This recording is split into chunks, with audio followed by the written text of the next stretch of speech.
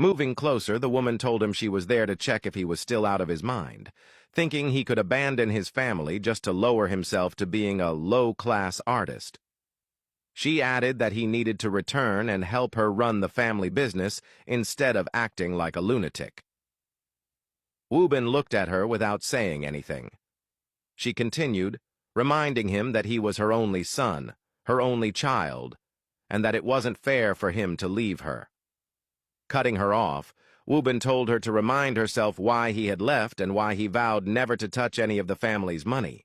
He leaned in slightly, ensuring no one could hear, and accused her of murdering a good man who had loved her and given her everything, just to take his wealth. Surprised that he was still holding a grudge, his mother scoffed. She told him that the man had been 95 years old and dying, and all she had done was put him out of his misery. She added that she had worked hard for everything they had and needed his support. Wu-bin looked at her with disgust and told her she was wasting her time. He would never touch blood money. He walked away, leaving his mother standing there. That night, after the exhibition ended, Wu-bin and Minsu waited for the art buyer who had promised to collect the painting. Glancing at his watch, Wu-bin asked Minsu if she was sure the buyer had said they would come that evening. Before Minsu could answer, Yuna walked in. Both Wu-bin and Minsu were surprised to see her. With a huge smile, Yuna told them she was there to collect her painting. Wu-bin's expression changed. Disappointed and upset, he asked if she was the one who had bought it. She smiled and said yes. Annoyed, Wu-bin looked at Minsu and told her to give Yuna the painting. Then, without another word, he walked to his office. Yuna ran after him. She asked what his problem was, saying she thought he would be happy that she had bought his most expensive painting. Annoyed, Wu-bin told her that he spent months creating his paintings, pouring all his effort and passion into them so that people who truly appreciated art would buy them. He accused Yuna of undermining his work by purchasing it, not because she appreciated it, but because she wanted him. Yuna stood there, confused. She told him she did appreciate his work and that it didn't matter because he had made a fortune anyway. Wu-bin snapped, telling her he didn't give a damn about money. Minsu later found him outside smoking. Surprised, she asked if he smoked. Wu-bin said he only did when he was stressed. Minsu told him to make it up to Yuna because she was just young and in love. Wu-bin agreed, on one condition, that Minsu would come along. Minsu turned, looked at him, and agreed.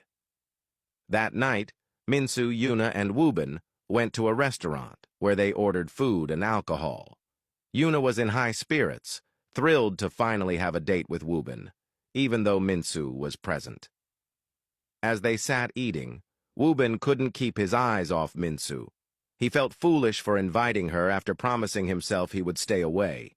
He watched her as he ate, while Yuna, sitting next to him, noticed his lingering gaze on Minsu.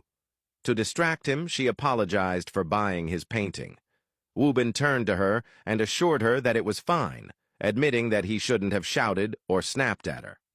He encouraged her to eat and drink, adding that the bill was on him. As the night went on, the three of them became increasingly intoxicated. It was a fun evening, and Minsu noticed how delighted Yuna seemed. She was glad she had been able to lift her mood. As they continued drinking, one of Sonjin's father's guards entered the restaurant and announced that he had come to take Yuna home. She tried to refuse, but he picked her up and carried her out. Wu-bin and Minsu laughed as Yuna threw a tantrum.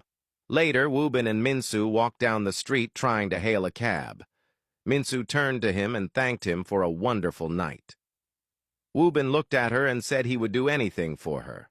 She laughed and told him she was grateful for him and happy to have met him. Taking out her phone, she called Sonjin, but as the call connected, Wu-bin suddenly grabbed her hand. Minsu turned to him, confused. He confessed that he liked her, explaining that he didn't know how it happened, but he felt an overwhelming urge to protect her and be there for her. He admitted that he knew it was wrong since she was Sonjin's woman, which was why he had been trying to stay away. However, no matter how hard he tried, he couldn't control himself. Minsu stared at him before bursting into laughter.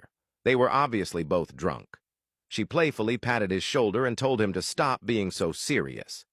They laughed together, and she absent-mindedly put her phone back in her pocket, unaware that Sonjin had answered the call and had heard everything.